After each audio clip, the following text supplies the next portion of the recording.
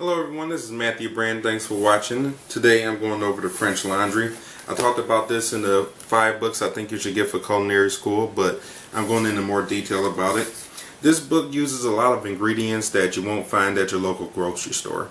And it uses techniques that it may be harder to implement unless you have a lot of money to spare. So that's a warning if you're going to buy this cookbook.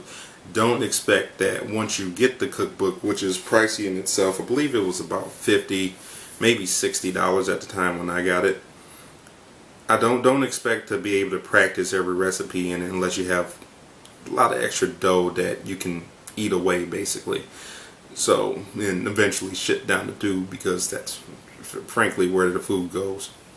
Now, as far as skills, if you have the time and the money, or if you're going to culinary school, that's why I suggest this book, because culinary school may have those ingredients for you to play with. They may have that time for you to spare with technique, and they may have the equipment for you to use to practice this. Or if you're going to a job where they give you that leniency and that ability, like I have at my place, you can play with this stuff.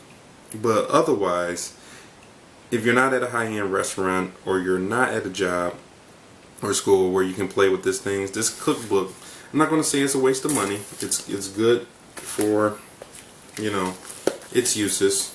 There you go.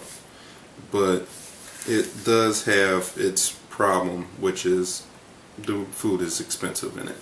It's for high-end cooking. That's why people flock to this restaurant, even though they only seat about, I think, like less than 50 people in it a day or at a particular meal. It's because this stuff takes such preparation and such skill and such time and labor to go into it that when they're done, there's very other restaurants that can repeat the same thing with such success. That's what makes it a rare commodity.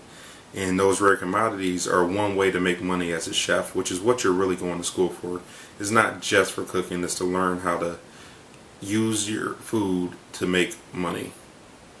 Not just, it's not all about the money, but it's using food to make money. Otherwise, it's just a hobby.